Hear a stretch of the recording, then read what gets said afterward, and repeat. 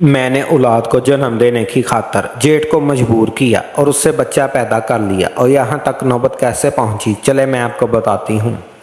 दरअसल बात कुछ यूँ थी कि उस रोज़ मेरे शौहर ने मुझे बहुत बेदर्दी से मारा, यानी बहुत बुरे तरीके से तशद्दुद किया। और ऐसा करने की वजह मेरी सास थी, जिसने मेरे शौहर को मेरे ख़िलाफ़ उकसाया। ये औरत पैदाइशी बांझ है, लिहाजा उस औरत से औलाद पैदा नहीं हो सकती। तुम इसको छोड़ दो और किसी और औरत से शादी कर लो। मेरी सास की इन्हीं बातों की वजह से मेरा शौहर छोटी सी बात पर भी मुझे डांटने लगता, और उस दिन तो हद ही होगी। उसने मुझे बहुत मारा पीटा और फिर भी उसे चैन नहीं आया।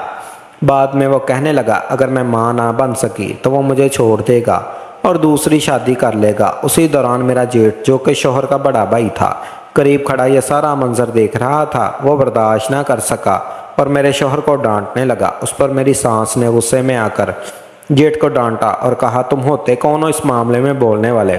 खुद तुम्हारी अपनी बीवी तो है नहीं दुनिया में और आए हो अपनी भाभी की हमायत करने। मेरा जेठ मुझसे उम्र में काफ़ी बड़ा था, लेकिन वो हमेशा मेरी बहुत इज्जत करता। मैंने उसकी आंखों में अपने लिए जो इज़्ज़त और मोहब्बत देखी, वो कभी अपने शौहर की आंखों में अपने लिए महसूस नहीं की थी। मगर मेरे जेठ की शख्सियत मेरे शौहर से बिल्कुल मुख्तलिफ थी। दरअसल शुरू में मेरे शौहर का रवैया भी मेरे साथ बहुत अच्छा था, लेकिन जैसे जैसे शादी को 4 साल गुजरे और औलाद ना हुई, उसका बर्ताव बदलने लगा। उसकी नज़र में ही हर मसला वजह थी। मैंने सास और शौहर के मुसलसल तानों से तंग आकर अपना इलाज करवाया, लेकिन हकीकत में मसला मेरे शौहर में था और वे ये तस्लीम करने को तैयार नहीं था। वो खुद औलाद पैदा नहीं कर सकता था और हमेशा सारा मलबा मुझ पर डाल देता, जिसमें इसकी माँ भी उसका भरपूर साथ देती। उस दिन मैंने फैसला कर लिया था कि चाहे जो भी हो मैं हर हाल में माँ बनकर रहूँगी, चाहे मुझे कोई भी रास्ता इख्तियार करना पड़े। इसी फैसले के तहत मैं रात को अपने जेठ के कमरे में चली गई। वो मेरी बहुत इज्जत करता था और इसी वजह से मेरे दिल में भी उसके लिए बहुत एहतराम था, क्योंकि वो कम अज़ कम मेरे शौहर की तरह बेहिस और खुद गर्ज तो नहीं था। यही सोचकर मैंने वो इंतहाई कदम उठा लिया जो शायद मुझे नहीं उठाना चाहिए था, लेकिन हालात की मजबूरी ने मुझे इस हद तक पहुंचा दिया। मैं बेबस थी और अगर मैं ये ना करती तो मेरा शौहर यकीनी तौर पर मुझे छोड़ देता। इसी परेशानी में मैं अपने जेठ के पास चली गई। दिल में खौफ, शर्मिंदगी और बेबसी थी, लेकिन मैं अपने घर को बचाने के लिए कुछ भी करने को तैयार थी। मैंने अपने जेठ के सामने अपनी चादर उतार कर उसके कदमों में रख दी और इल्तजा करते हुए कहा, जेठ जी मुझे एक बच्चा चाहिए, चाहे आप कुछ भी करें, बस मुझे एक बच्चा दिलवा दे, वरना मेरा घर तबाह हो जाएगा। अब मैं मज़ीद मार नहीं सह सकती। आप जानते हैं कि आपका भाई मुझ पर जुल्म करता है और आप के सामने मेरे साथ कितनी ज़्यादती करता है।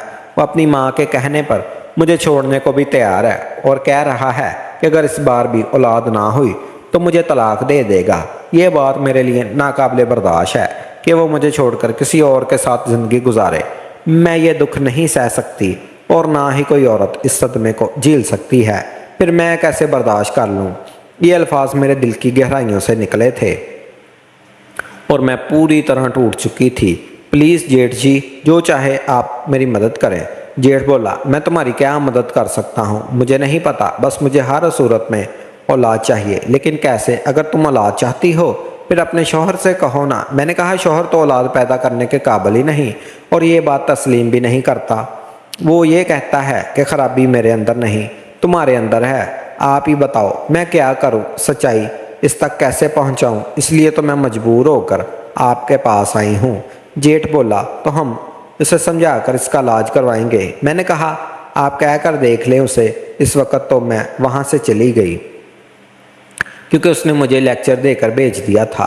फिर अगले दिन मेरे जेठ ने मेरे शौहर से मुलाकात की और बड़े राजदार अंदाज में उससे बात करते हुए कहा, तुम अपनी बीवी का इलाज करवाया है और रिपोर्ट के मुताबिक वो माँ बनने की सलाहियत रखती है। क्या तुमने खुद कभी अपना इलाज करवाया है? ये सुनते ही मेरा शौहर आग बगोला हो गया और भड़क कर कहने लगा, तुम होते कौन हो मेरे ज़ाती मामलात में मुदाखलत करने वाले और मुझे ये मशवरा देने वाले कि मैं अपना इलाज करवाऊँ? मैं बिल्कुल ठीक हूँ, मैं कोई नामर्द नहीं हूँ। मसला मेरी बीवी में है और अगर इस बार भी बच्चा पैदा ना कर सकी तो मैं उसे इतना मारूंगा कि वह कभी सोच भी नहीं सकती और फिर धक्के देकर उसे इस घर से भी निकाल दूंगा। یہ کہہ کر میرا شوہر غصے میں بھرا ہوا اپنے کمرے میں چلا گیا اور میرا جیٹھ وہاں خاموش بیٹھا رہا، جیسے اس کے پاس کوئی الفاظ ہی نہ ہوں۔ وہ سوچ میں گم تھا، اسے سمجھ نہیں آ رہی تھی کہ کیسے میری مدد کرے۔ جب کوئی حل ہی سمجھ نہ آیا تب وہ اپنے کمرے میں جا کر خاموشی سے لیٹ گیا۔ میں نے یہ سب منظر خاموشی سے دیکھا۔ رات کے پچھلے پہر جب میرا شوہر اور ساس گہری نیند میں تھے، میں خاموشی سے اٹھی اور اپنے جیٹھ کے کمرے کی طرف گئی۔ دروازہ کھٹکھٹایا تو اندر سے آواز آئی، کون ہے؟ میں نے آہستہ سے جواب دیا، میں حبیبہ ہوں، آپ دروازہ کھولیے۔ جیٹھ بولا، اس وقت دروازہ کھولوں؟ چلی جاؤ یہاں سے، تمہارا شوہر دیکھ لے گا تو فضول کا دنگا فساد مچائے گا۔ میں نہیں چاہتا کہ اس گھر میں مزید تماشا ہو۔ ویسے ہی آئے دن روز تماشا دیکھ کر میں بہت پریشان ہو چکا ہوں۔ آپ دروازہ تو کھولیے۔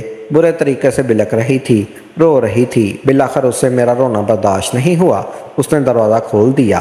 میں اندر داخل ہوئی۔ اندر جاتے ہی میں نے کنڈی بند کر دی۔ اس کے سامنے جا کر میں کھڑی ہو گئی۔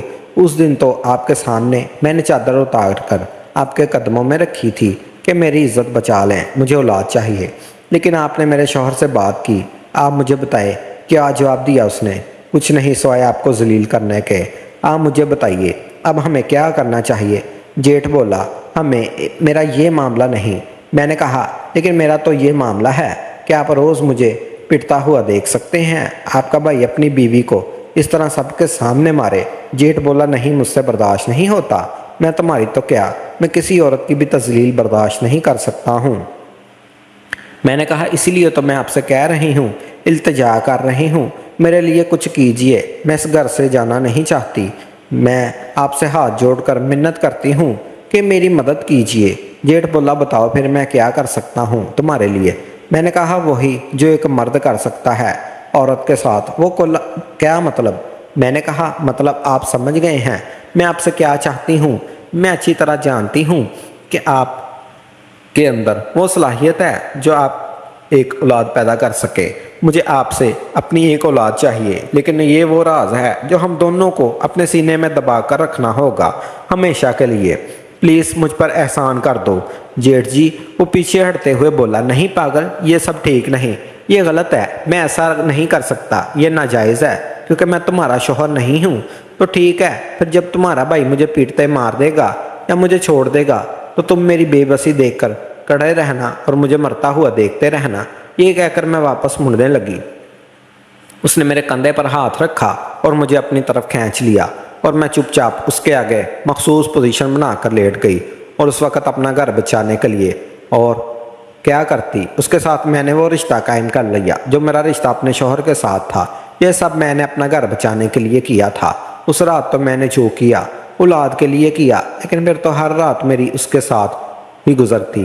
مجھے اپنے شوہر کے ساتھ وہ وقت گزارنا اچھا نہیں لگتا تھا۔ اب جیٹھ کے اندر بھی جو کمی تھی ایک بیوی کے حوالے سے، اس کی بیوی فوت ہو چکی تھی، اب اس نے وہ کمی مجھ سے دور کر لی۔ پھر میری امید بھر آئی اور کچھ دنوں بعد میں نے اپنے شوہر کو خوشخبری دی کہ میں ماں بننے والی ہوں۔ وہ یہ سن کر اتنا خوش ہوا جیسے اسے نئی زندگی مل گئی ہو۔ میں بھی اس کی خوش دیکھ کر مطمئن تھی۔ اب اس نے میرے نخرے دوبارہ سے اٹھانا شروع کر دیے۔ وہ مجھے کسی کام کو ہاتھ لگانے نہیں دیتا تھا کہ کہیں کوئی مسئلہ نہ ہو جائے۔ ہر وقت میری خاطر مدارت میں مصروف رہتا۔ میری ساس جو پہلے میرے سب سے بڑی دشمن بن چکی تھی اب مجھ سے خوش تھی اور وہ بھی میرا بہت خیال رکھنے لگی تھی۔ سب میرا بہت دھیان رکھتے تھے، لیکن میرا دل اب اپنے شوہر کے ساتھ نہیں لگتا تھا۔ اس کی شکل تک دیکھنے مجھے پسند نہیں تھا، کیونکہ مجھے اس حال تک پہنچانے والا وہی تھا۔ اب میں اور جیٹھ چپ کے ایک دوسرے کو محبت بھری نظروں سے دیکھا کرتے تھے۔ دونوں کے دلوں میں ایک دوسرے کے لیے محبت گھر کر چکی تھی اور یہ محبت صرف رات کے وقت ظاہر ہوتی تھی۔ پھر ہمارے گھر ایک چاند سا بیٹا پیدا ہوا اور میرے شوہر نے پورے گاؤں میں مٹھائیاں بانٹی، لیکن اسے کیا علم تھا کہ یہ بیٹا تو دراصل اس کے بڑے بھائی کا ہے۔ میں اس راز کو سینے میں چھپائے خاموش رہی اور زندگی یوں ہی چلتی جا رہی تھی۔ شوہر کے ساتھ تو میرا رشتہ صرف ظاہری تھا، یعنی یہ میاں بیوی کا رشتہ ایک دکھاوا تھا لوگوں کو دکھانے کے لیے، لیکن اصل رشتہ تو میرا رات کو تنہائی میں جیٹھ کے ساتھ ہوتا تھا اور وہ مزے میں اپنے جیٹھ سے لے رہی تھی۔ مجھے اس کی قربت میں رہنا بے حد اچھا لگتا تھا۔ میرا جیٹ ویسے بھی ایک اچھا انسان تھا۔ کاش میں اس کی بیوی ہوتی تو وہ میرا ہر لحاظ سے بہترین شوہر ثابت ہوتا، لیکن مجھے اس کی پرواہ نہیں تھی۔ میں اس کی محبت میں ڈوبتی ہی چلی جا رہی تھی، اس سے شدید محبت کرنے لگی تھی۔ ادھر اولاد ہونے والی کی وجہ سے میرا شوہر اب میری بہت عزت کرتا۔ اسے کیا معلوم تھا اس کی پیٹھ پیچھے میں کیا گل کھلا رہی ہوں، اور یہ سب کرنے پر اس نے مجھے مجبور کیا تھا۔ وہ الگ بات ہے کہ ایک دفعہ گناہ کرنے کے بعد میں بار بار اس گناہ کو دہرا رہی تھی۔ سچ ہی کہتے ہیں کہ برائی کا انجام ہمیشہ برا ہی ہوتا ہے۔ پھر ایک دن میری زندگی میں وہ دکھ بھرا لمحہ آیا۔ میرے جیٹ کا انتقال ہو گیا، وہ اس دنیا سے چلا گیا۔ اس کی اولاد جو میرے پاس تھی، وہ بیٹا بڑا ہو رہا تھا، اور حالات کی ستم ظرفی دیکھے کہ مجھے اپنے شوہر کو سب کچھ سچ سچ بتانا پڑ گیا۔ اب اس کہانی کو سننے والے سوچ رہے ہوں گے، جب سب کچھ ٹھیک چل رہا تھا تو پھر میں نے اپنے شوہر کو یہ سچ کیوں بتایا؟ دراصل واقعہ کچھ یوں پیش آیا کہ میرا بیٹا اپنے باپ کا بہت ہی لاڈلا تھا۔ الفاظ منہ پر آنے سے پہلے ہی اس کا باپ اس کی ہر خواہش پوری کر دیتا۔ باپ یعنی میرا شوہر، جو کہ اس کا اصلی باپ نہیں تھا۔ شاید وہ اتنا لاڈ اس لیے کرتا کیونکہ وہ اس کا پہلا اور اکلوتا بیٹا تھا۔ باقی تو میری بیٹیاں ہوئی تھی۔ اس وقت میرا بیٹا لڑکپن میں تھا کہ جب اس نے دل ہی دل میں میرے جیٹ کی بیٹی، جو کہ عمر میں اس سے بڑی تھی، اس کو پسند کر لیا۔ نہ جانے کب ان دونوں نے آپس میں محبت کی پینگیں بڑھا لی، کچھ پتہ نہیں چلا۔ میرا جیٹ تو انتقال کر چکا تھا، لیکن اس کی بیٹی کی ذمہ داری میری ساس نے اپنے ذمہ لی۔ لہٰذا جب مجھے اس بات کا علم ہوا تو اس وقت بہت دیر ہو چکی تھی۔ میں نے اپنے بیٹے کو بہت سمجھانے کی کوشش کی، لیکن اس نے میری بات ماننے سے صاف انکار کر دیا۔ میں جب بھی اس کو منع کرتی تو وہ کہتا میں برا ہی کیوں ہوں، یہ تو اچھی بات ہے کہ گھر کی لڑکی گھر میں ہی رہے گی، اور ویسے بھی نہ تایا ہے نہ تائی ہے، وہ ہمارے گھر میں ہی پرورش پا رہی ہے اور ہمیشہ ہمارے ساتھ رہے گی۔ اس کو کسی پرائے کے پاس نہیں جانا پڑے گا، اور ویسے بھی ہمارے درمیان ذہنی ہم آہنگی بہت زیادہ ہے۔ وہ مجھ سے کہتا ماما اس میں حرجی کیا ہے، میں تائی کی بیٹی سے شادی کر لوں۔ لیکن اس بیچارے کو کیا علم تھا، وہ اپنے تایا کا ہی بیٹا ہے، اور اس حساب سے وہ دونوں بہن بھائی تھے۔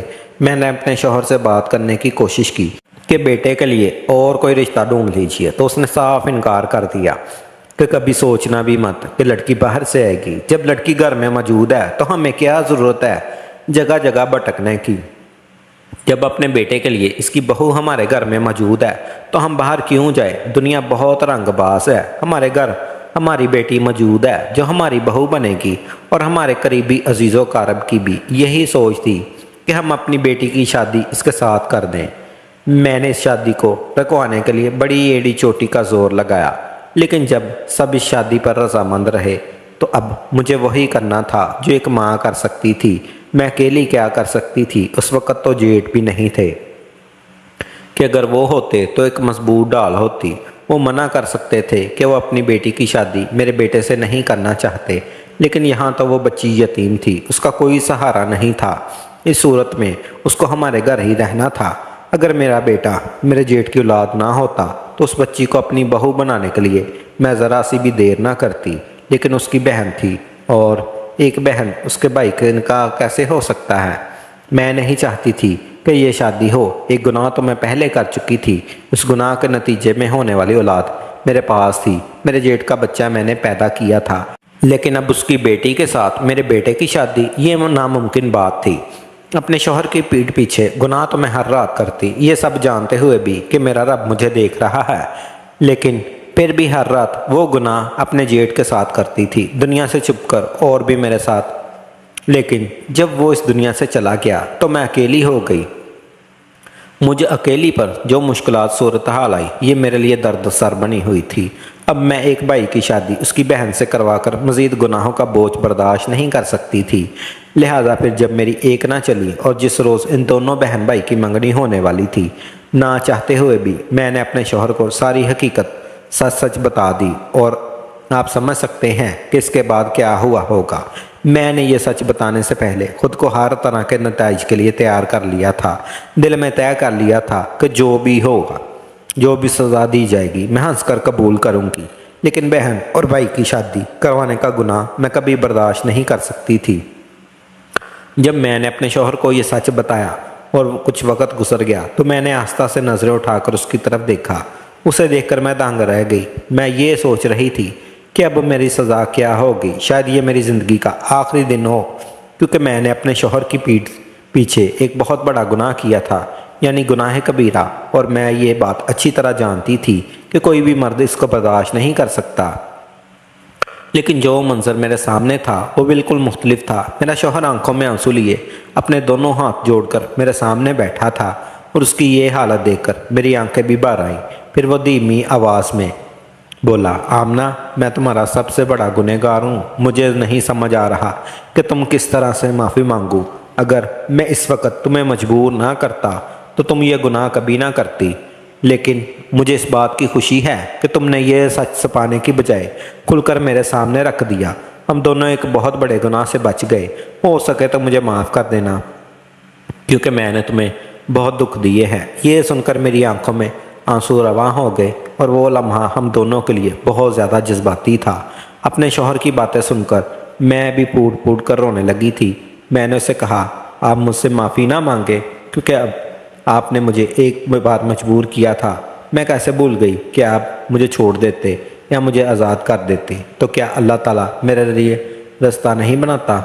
मैं कैसे एक गुनाह कर रही थी, मैं कैसे एक गैर मर्द के साथ रातें गुजार रही थी, कैसे मैंने आपसे खुद को अलग ना होने के लिए ये गुनाह भरी रातें गुजारी। मेरा रिश्ता ये गैर मर्द के साथ था, वो भी आपके बड़े भाई के साथ। वो कहने लगा, बहुत बड़ा गुनाह तुमने किया जानता हूँ, लेकिन उस गुनाह पर मैंने तुम्हें उकसाया है। मैं ऐसा शौहर था कि जो अपनी बीवी को मजबूर कर रहा था। मुझे औलाद चाहिए थी। मैंने तुम्हें कभी सुख नहीं दिया। सच में कमी मेरे अंदर थी, कमी तुम्हारे अंदर नहीं थी। इसी वजह से मेरे भाई के ज़रिए तुम्हारी औलाद हुई। अब मैं क्या कहूँ कि एक नाजायज़ औलाद को मैंने पाला और परवरिश की है। शादी तो इसकी मेरी भाई की बेटी से नहीं हो सकती, लेकिन अब तुम इस घर में नहीं रहोगी, क्योंकि तुमने ना सिर्फ मुझे शर्मिंदा किया, बल्कि तुमने माशरे की हर औरत को शर्मिंदा कर दिया। तुमने ये सोच भी कैसे लिया कि मैं तुम्हें छोड़ दूंगा। तुम किसी और मर्द के साथ नाजायज़ रिश्ता रखोगी सिर्फ इसलिए कि मैं तुम्हारी सौतन लेकर ना आ जाऊं। तुम इतनी कमज़ोर थी कि तुमने एक गुनाह करते हुए अपने कदम पीछे नहीं हटाए और बार बार ये गुनाह किया अपने शौहर की नाक के नीचे। ठीक है, मैंने तुम्हारी ख्वाहिशात पूरी नहीं की। ठीक है, मैं औलाद के लिए तुम्हें मारता था, इसलिए तुम्हारे सामने हाथ जोड़ता हूँ और माफ़ी मांगता हूँ। कहूँ तो मैं अपनी नाक भी रगड़ लेता हूँ ज़मीन पर। लेकिन तुमने हर रात गुनाह में गुजारी। क्या तुम भी अपने आप को पारसा समझती हो? मैं बोली, मैं अपने आप को पाक नहीं समझती। वो बोला, फिर तुम चली जाओ और यहाँ से चली जाओ। अपनी शक्ल लेकर यहाँ से मुझे तुमसे कोई रिश्ता नहीं रखना। हाँ, मैं अपने बेटे की शादी ताया की बेटी के साथ नहीं कराऊंगा, क्योंकि वो इसकी बहन है। लेकिन तुम्हारी वजह से रिश्ते कितने गंदे हो गए, यह तसव्वुर करना भी नामुमकिन है। एक भाई दूसरे भाई के आगे मजबूर हो गया। उसने बीवी के साथ वो रिश्ता रखा जो वो अपनी बीवी के साथ रखता था, यानी नाजायज़ रिश्ता। कैसे तुमने मेरे भाई के साथ ऐसा गंदा रिश्ता रखा? कैसे छुपकर तुम दोनों मेरे पीठ पीछे मुझ पर वार करते चले गए?